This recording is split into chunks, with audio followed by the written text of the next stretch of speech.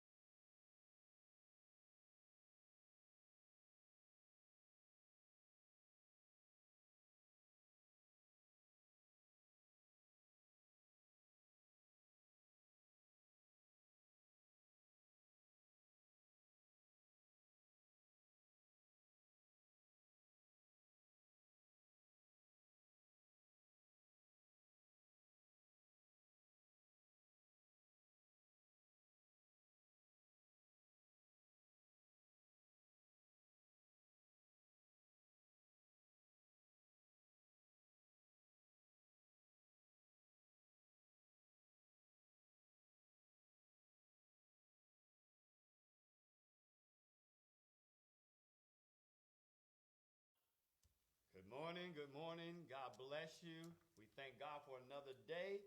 We thank God that you have chimed in to visit with us in our service on today. I'm Pastor Anthony Newell Sr., the senior pastor here at the Restoration Bible Church, Seattle, Washington. And I'm so glad that we're going to be able to share a word from the Lord with you on today. And so we just pray that we have found you in a good place. And if we haven't, hopefully something will be said or sung or heard that will bless your soul to develop a relationship with the Lord. Amen. And so let's go into the service. And at the end of the service, I will come back with my closing remarks. Amen. God bless you.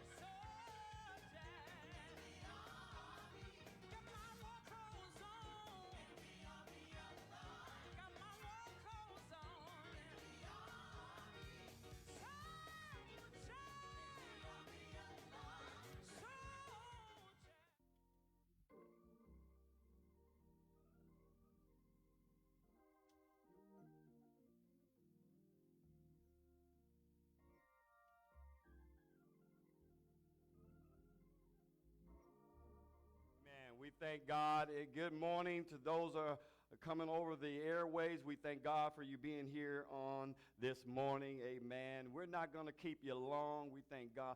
We have a competition that's going to come at the end.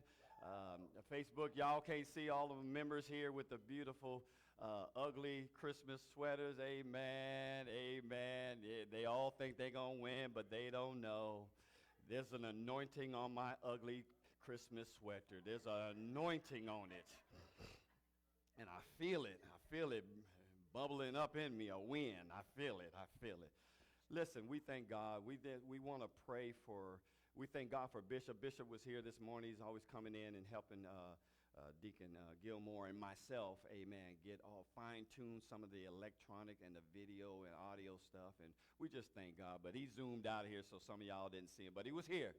Amen. So he's always behind the scenes. Amen. Him as well as Pastor Shirley always working behind the scenes because it's so you got to remember this. It's not that I can't pastor, but it's 19 years of facilitating things here. And so it's no way in a couple of weeks they can explain to me everything that's going to go on. Because I know y'all see us on Sunday morning. We're preaching and we're praising God. But the bills got to be paid, inspections got to be done, things got to be repaired. And so this is the part of the administration of kingdom and ministry. So we thank God for him. We also want to pray for, amen, anyone that's in our congregation that's under the weather. We know my moderator, head of my moderator is, God bless you, for Reverend Jamila on this morning, and Mother Jamila. I'm gonna tell you why. Don't cover your face, amen. But we know my moderator is in Texas right now, trying to see about taking care of some of his parents, amen. And so his wife is here holding it down, amen, amen. They're givers too. They're just, I hate when folks outgive me. I get real competitive, amen. But we want to pray for them, his father, as well as him, to give him strength to help them, amen. And so if it's anyone that I didn't mention, it's not because I don't want to. It's just that I don't know, amen. So, amen. So before I bring a word, and I'm not going to keep you long. Hold on, Brother Moderator. So, we got 3 mothers in the church. Amen, amen, amen. And one thing, you guys, if you don't know by now, one thing that you will know, that mothers are real partial. I'm raised under Dr. Tate, and I just, it's something about the mothers. We love the mothers, amen. And as a culture, we need to take care of our seniors more anyway. And so I didn't buy y'all nothing, but I got something for them. This is not from the church, it's from me, out of my pocket, amen. And so this is for the mothers, amen. Forgive me, Facebook, for going off screen here. Let me see, make sure, because let me see, I think, who I got? Okay, so this is, hold on. Look, I got you getting up and then I have you sit down, huh? Okay, that's Mother, okay. Mother Jenkins is not here. Y'all know Mother Jenkins? Okay, so this is for Mother Jenkins whenever she does come, okay? Okay, and this is for Mother Bryant. Amen. And this is for our newest mother. Amen. Amen. No.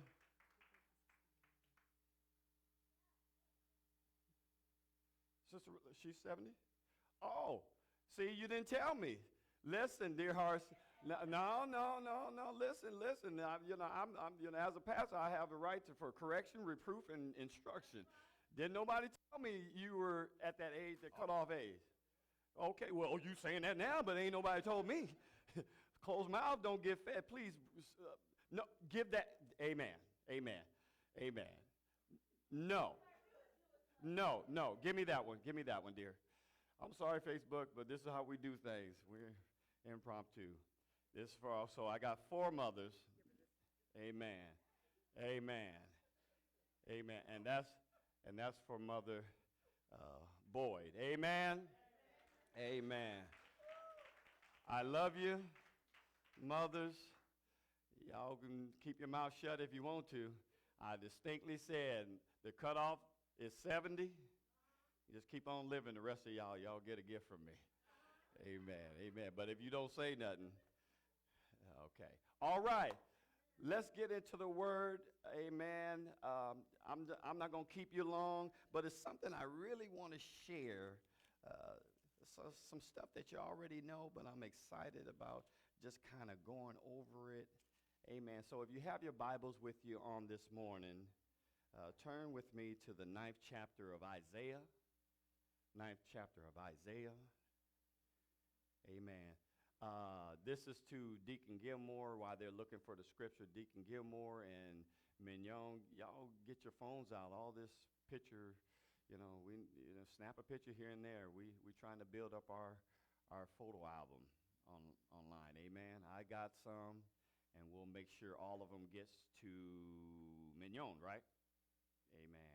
So, all right. Isaiah, the 9th chapter, and we're going to start at the 6th verse. And if you had been at Sunday school, we was talking about a little bit about some of this. And listen, I didn't, although I, look over the Sunday school lesson, I didn't know the Lord wanted me to cover this stuff. Like I said, I'm not going to keep you long, but I want us to hear some of this. Amen. Y'all hear me just fine? All right. Isaiah, the 9th chapter, starting at the 6th verse. If you got it, say, I got it. If you don't, say, wait a minute, man. Was that you, Mother Bryant? Was that? That was our new mother? That was our new mother. Somebody help her find Isaiah. You got it? All right. Here we go. Isaiah, the 9th chapter, starting at the 6th verse.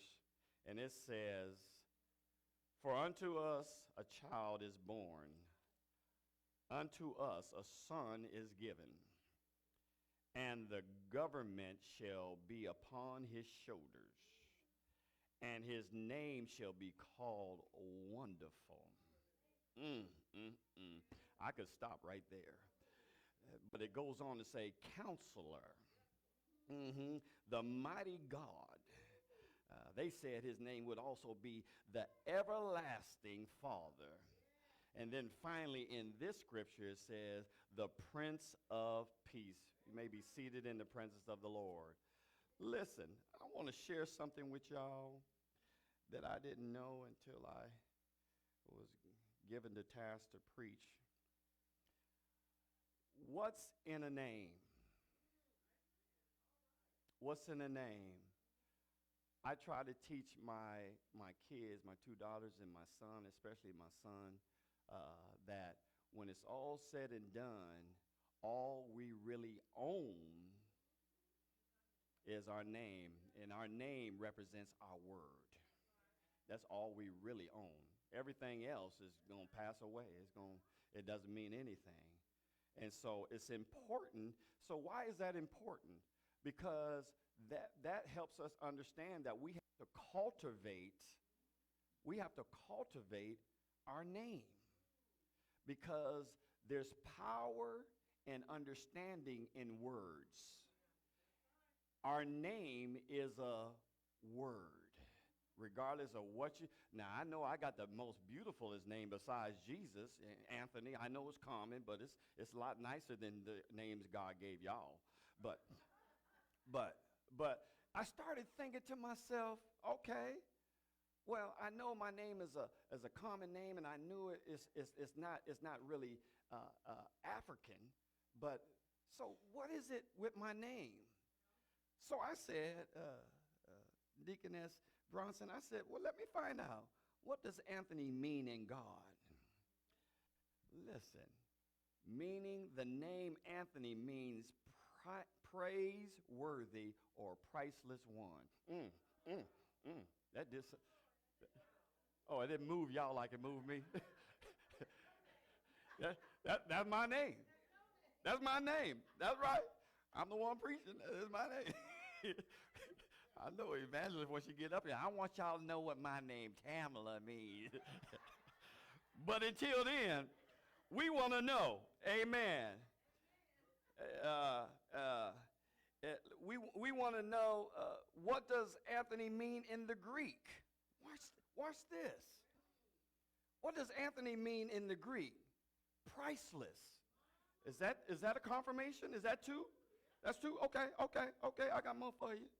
Okay. So in the Greek, it means priceless.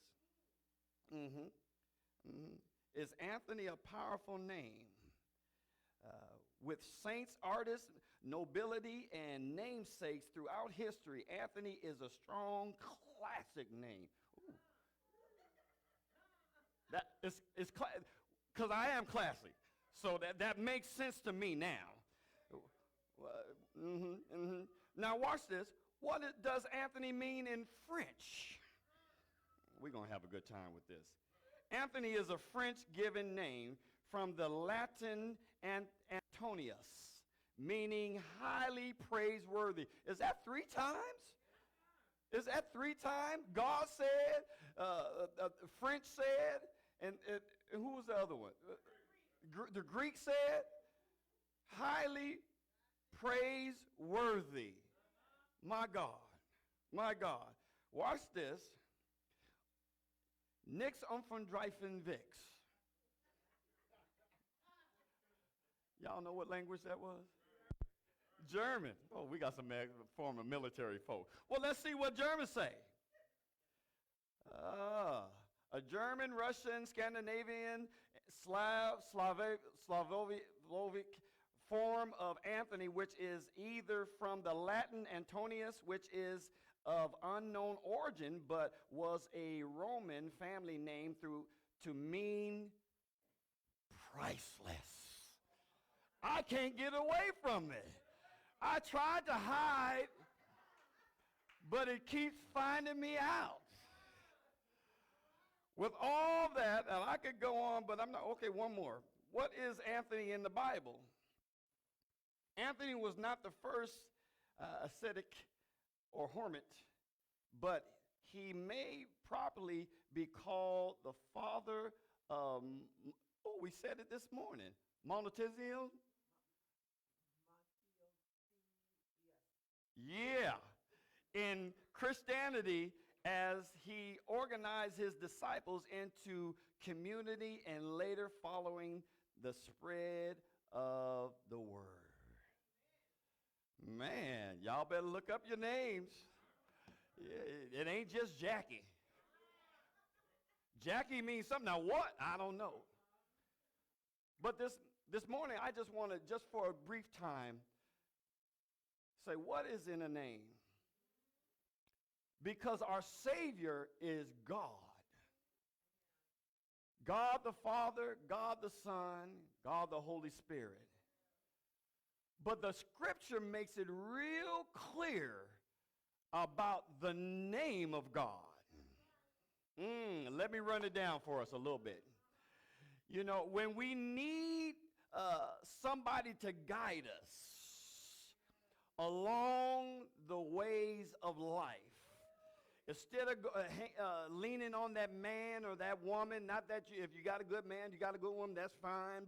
But prior to that, how do we navigate through the wilderness?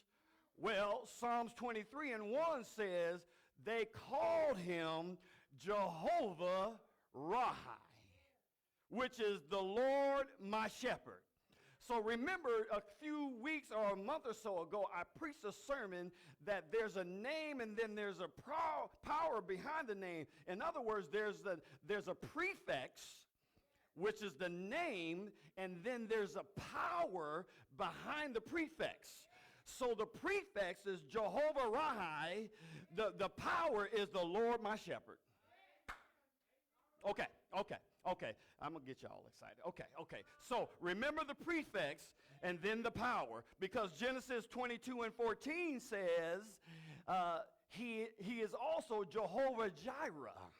I know we hear that a lot. It's almost a cliche, but the scripture is saying the Lord shall provide. Everything we need, the prefix is his name. The power is what we need. So if we call on Jehovah Jireh, we're expecting our needs to be met. It says in Genesis 22:14. So let us go on, because there's more. I got more. So the Bible says that the name of God is also Jehovah Rapha. Rapha, which is shown in Exodus 15:26 as Jehovah Rapha, and that is the Lord our healer. So Reverend Woodland, you know about it, because y'all seeing Reverend Woodland now, but we touch base with each other every week. So we know as we heal, both of us heal, we know that Jehovah Rapha is our healer. Exodus 15:26. So when we need healing, we call on Jehovah Rapha. Now watch this. Judges 6:24 says we also got a Lord that will give us peace, and his name is Jehovah Shalom. There's another name of God. Remember the prefix and the power that follows the prefix. Amen. So Judges 6:24 says Jehovah Shalom is the Lord of our peace. Then Jeremiah 26:6 says that we have another Jehovah, and that's Jehovah Tsidkenu. Which is the Lord our righteousness. Why are we righteous? Because he died. And got us back to a relationship with God. And so we're righteous because of Jesus and God, Jehovah Tsidkenu. Oh, I know that. I like that. That's Jeremiah 23:6. That's only for you students who really care. It's only two of y'all writing down. Okay, I ain't gonna expose you. Okay, let's move on, because Exodus 17:15 gives us another Jehovah, which is Jehovah Nisi. And for us neophytes who don't understand, that's the Lord my banner. When I come on the scene, you're going to be able to see who I am. What is this? A banner. Hallelujah. You're going to know who I am, who I represent, who I belong to, and with the power that come in behind me. Hallelujah. Jehovah Nisi, Exodus 17:15, the Lord my banner. Watch this, but Ezekiel, watch him, he always coming up real slick like. Ezekiel 48:35 says that Jehovah Shammah, Jehovah Shammah, which is the Lord is there. The Lord is there. So even though every time I pray in the morning prior to coming to church, I'm praying that the Lord will meet me here. But watch this. When I get here, I pray again. Because, you know, them spirits are something else. And so for y'all real comfortable right now, you don't feel no elements in because I came in and exercise every time I come in. And look, the movie ain't got nothing on me. I'm praying at home, and then when I get here, I'm praying again. Amen. That the Lord will meet us here. So Jehovah Shammah, Ezekiel 48:35, is the Lord is there. Watch this, because Exodus want to sneak in there too. At 31, Exodus 31:13, the Lord that sanctifies you is Jehovah. Good Lord Jesus, I can't pronounce this one. Mekadishlam. And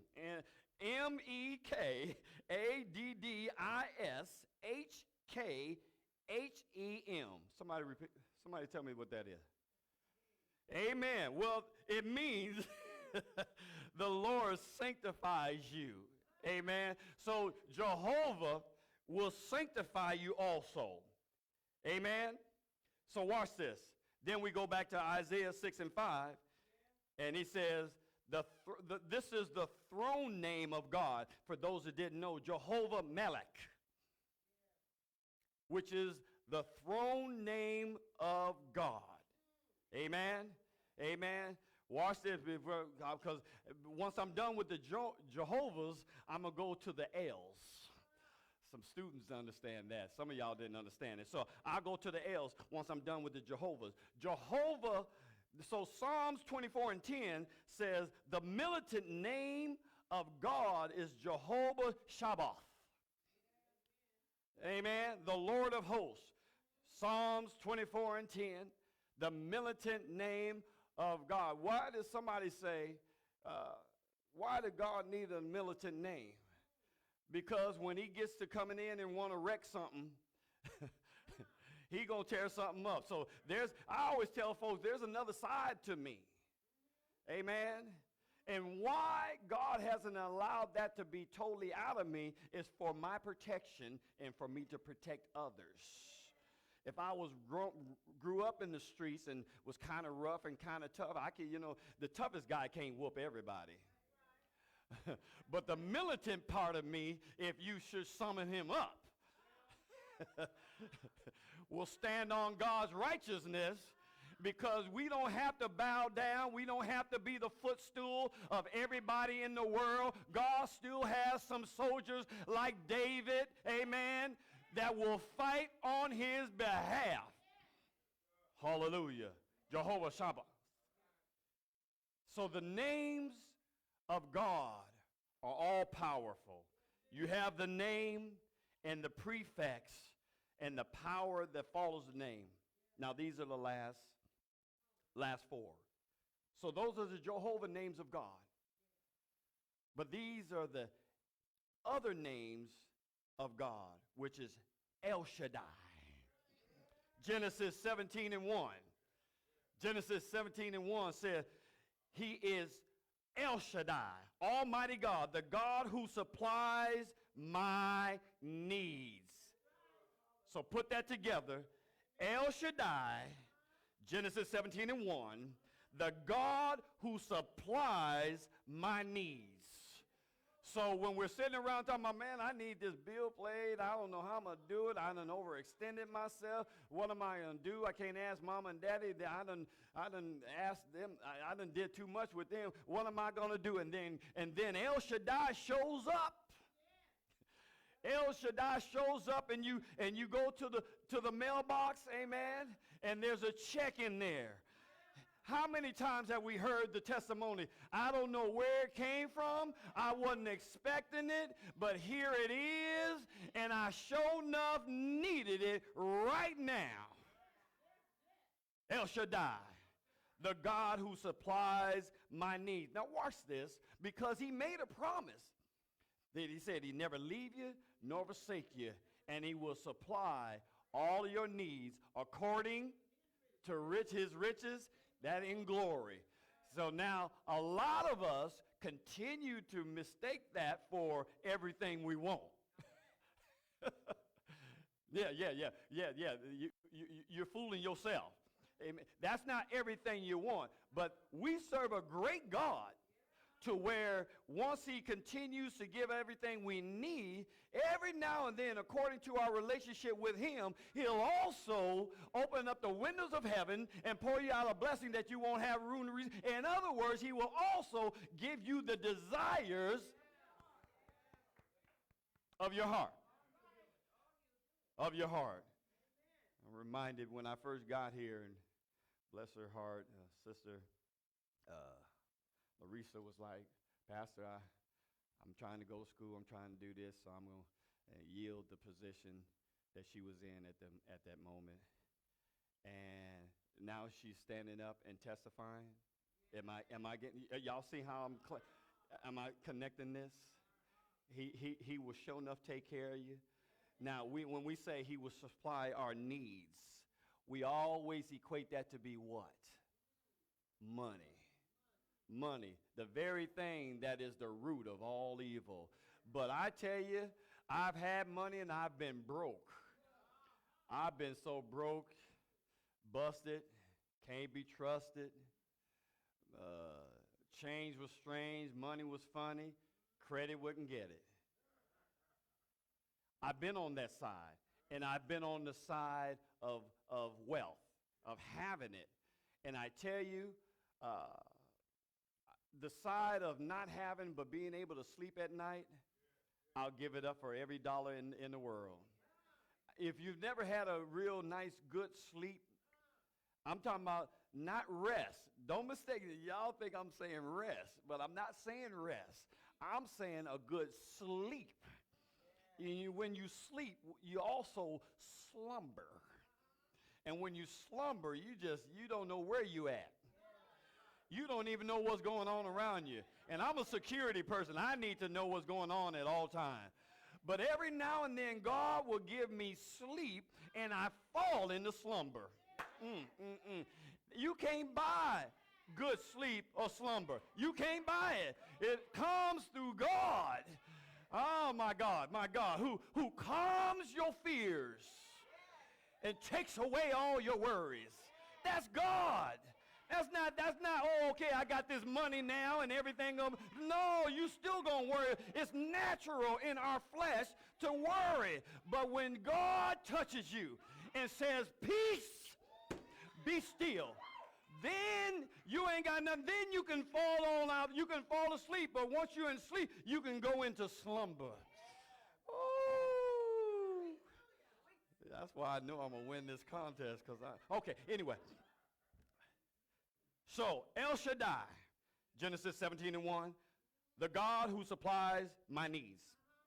And then Genesis 14:19 says,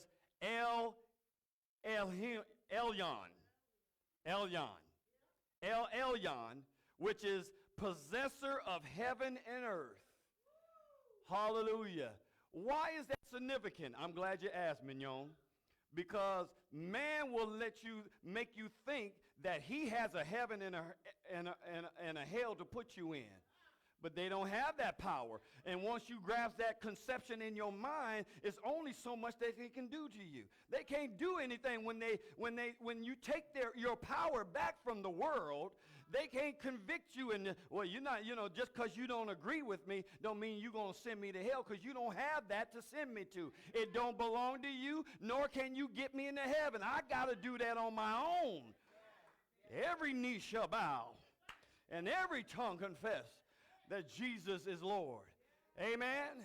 If you haven't done it, I was telling my cousin who dropped by this morning, I'm trying to get him in here. Amen. I was witnessing that very thing to him this morning. I've known him all my life. Amen. Once you come to that realization that the world don't have any power over you, you will be confident in Genesis 14:19 with Elyon, possessor of heaven and earth. The world, the government can't do nothing to me. Amen. Then Psalms 90:2. I'm almost done. Psalms 90 and 2 says, El Olam. El Olam, which is the secret name of God. The secret name of God. The secret. Sinners can't even quote that name. Only, what does that mean? Or are you saying, Reverend Newell, are you saying that if a sinner read that word, he can say it, he just can't quote it? What am I meaning? I'm saying sometimes you can say words and have no, let me give you an example. I could be at school when I was in an elementary and the teachers say do this and do that, and I was a little ornery, and I don't do it. But when I get home and my mama say it, oh, y'all getting it now, I'm going to do it like that. But because I didn't do it the first time, I have to reap the repercussions. Amen. In other words, some folks can speak a word to you and have no weight, no power. No power. But the people of God, when we say El Olam, amen, the secret name of God, he says, huh? Somebody will get that on the way home. God says, huh? Anisha, what'd you say?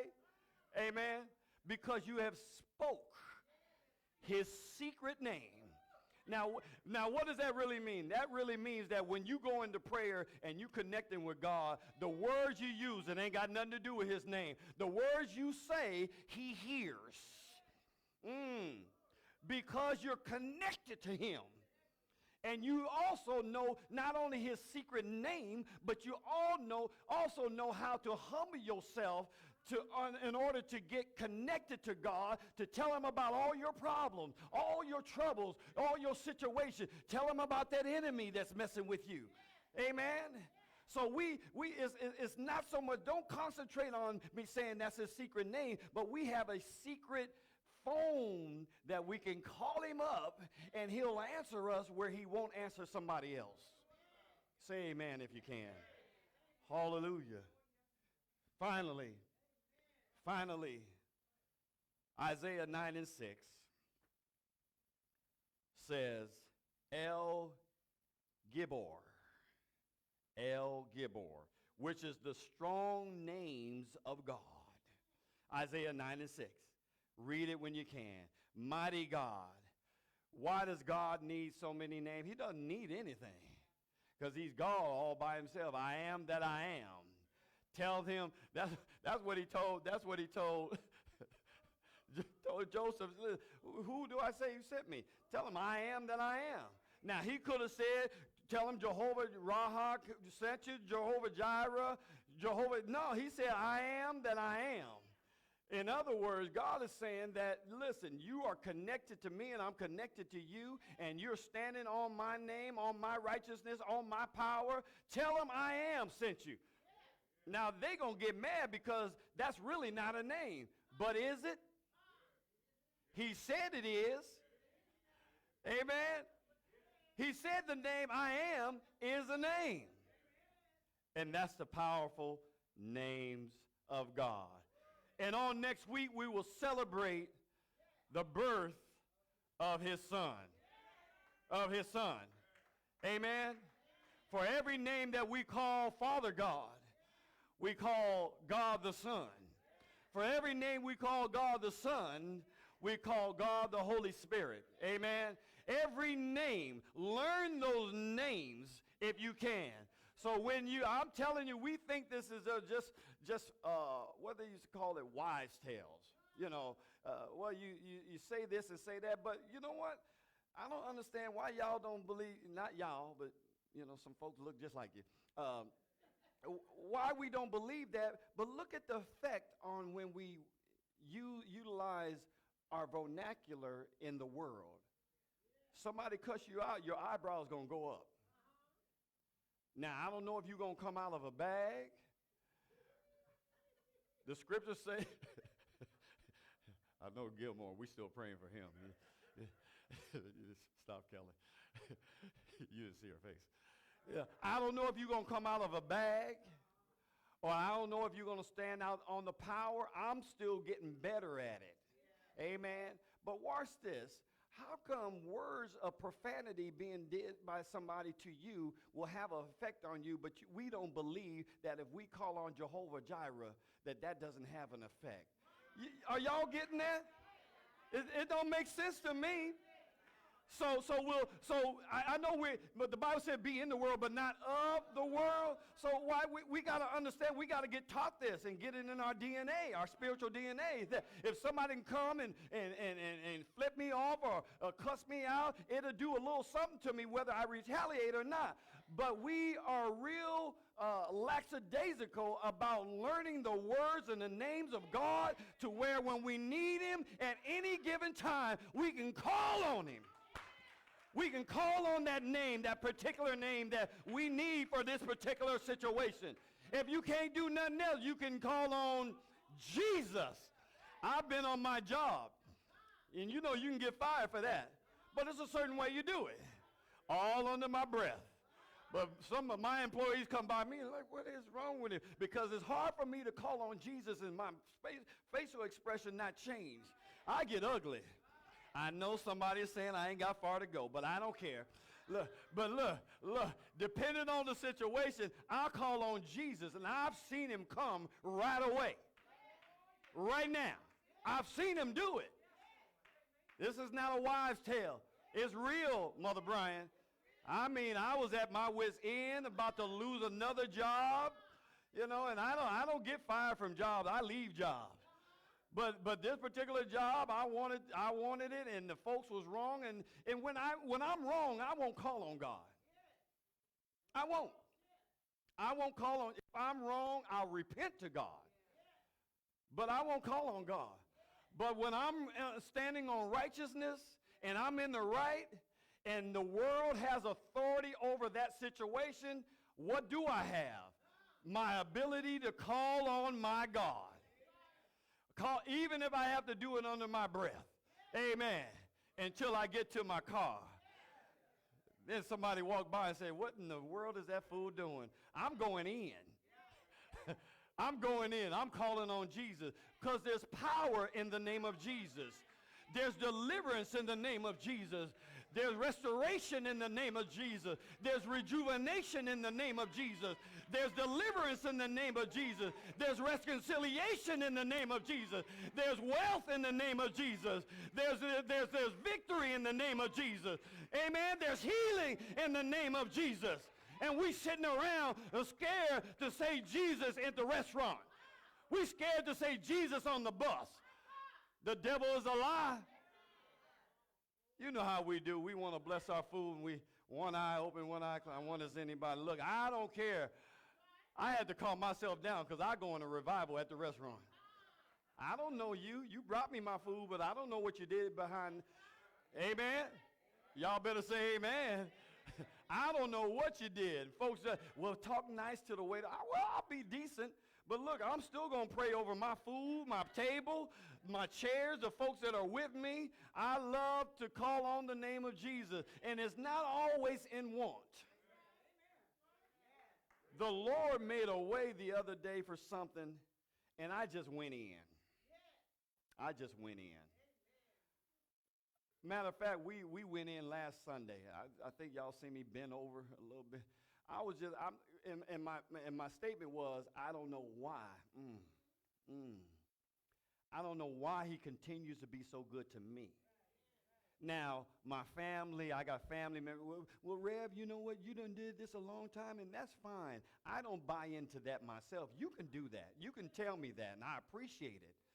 But when you start believing that hype, is when your head gets too big for ministry. I want to stay in a place to where, well, if you say I deserve it, that's fine. You're not going to find me saying that, because I have to try every day to get closer. What did Paul say? And I'm going to take my seat. What did Paul say? Paul said it's a daily taking off of that old Anthony to get to that powerful Anthony that God is calling for in these last and evil days. So I was witnessing to my cousin this morning. Look, I take a little bit of, the vernacular, the stuff, because listen, I believe I preached this and shared this. I was a prolific profaninizer. So Deaconess Celia said, well, wait a minute, Reverend. Wait a minute, Reverend. Profaninizer. Thank you. I curse. No, I know you can't. I know you can't hear. No, I wasn't, my late wife, she was just, oh, she was so cute. Because she couldn't cuss. But sometimes she would try. And the words would, you got to have a technique. You got to, one profanity word got a conjunction with the other one. It just sounds real stupid, to where she would just get so frustrated because she couldn't cuss like me. Amen. We were still growing in the Lord. Okay, don't judge us. She couldn't cuss like me, and so she gets so mad to where I'd be thinking, okay, she finna say something really cuss-worthy, and only thing she would come up with is, you old stooky dinky head. And I would want to get mad, but it's hard to get mad when folks that cuss that don't know how to cuss. If you gonna cuss me out, at least know how to put the words together. Amen. Until you get that out of your system. The Bible says, let our speech be seasoned with salt. Amen. Let it be seasoned. You ever tasted meat with no seasoning? Oh my God. It ain't nothing nice. God is so intelligent. Why would he put that in the scripture? And way before we started being folks that know how to put seasoning on, because we season our food. Why would he put that in the scripture over 24 generations ago? Because it makes sense. But when you get that out of your system, take that out of your mouth. God took it out of my mouth. Amen. That I may be able to have, because when I leave here, folks ain't going to remember a lot of stuff. Amen. But somebody going to remember my name. Come on, give God a hand of praise. Hallelujah. Somebody's going to remember my name. Amen. It might be somebody, amen, here today that maybe you don't know the Lord and didn't pardon your sins. Amen. But there's three ways. All right. I don't know about you, saints, but I had a wonderful time in the Lord. And I just pray that something was said, sung, or heard that will bless your day as well as your week to come.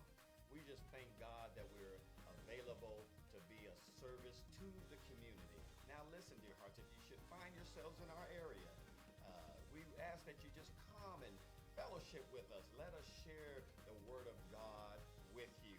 Our address is 228 South 128th Street, Seattle, Washington, 98168. We would be absolutely delighted to receive you and welcome you into the sanctuary. So don't let staying at home be your reasoning. Come on out. Amen. We're adhering to all the protocols of safety here. So if you find yourself in our area, come. Let us share the Word of God with you. Until next time, this is your guide, Pastor Anthony Newell Sr. We love you and we thank you and we thank God for you. Amen. God bless you. God bless you. Good evening. This is your boy once again, Pastor Anthony Newell, Senior Pastor at the Restoration Bible Church of Seattle, Washington. Listen, I have a special PSA for you on this evening, coming from my home to your home. We're going to have a wonderful Christmas morning service starting at 10 a.m. at the Restoration Bible Church, located at 228 South 128th Street, Seattle, Washington, 98168. We're going to have a great time in the Lord. So we're inviting you, if your church is closed at this time, come and share with us, fellowship with us. We'll be looking forward to seeing you. Also, on the 31st, we're going to have a watch night service, and it's going to be a wonderful time in the Lord. Come on out. We're going to start at 10 p.m. 10 to 11, we're going to have finger food and fellowship. It's going to have a wonderful time in the Lord. Amen. And then at 11 o'clock, we're going to go into our service, have some sermonettes and some singing, some testimony, and just a wonderful time in the Lord. Come at your leisure. It's not going to be a stuffy service. We're going to have a good time throwing away 22, going into 23. All right, so there you go. If you can, come on, make it out and share with us on Christmas morning, 10 a.m., as well as on the 31st for our watch night service, 10 p.m., with the fellowship and 11 o'clock for the service. All right? God bless you and may the Lord keep you. God bless.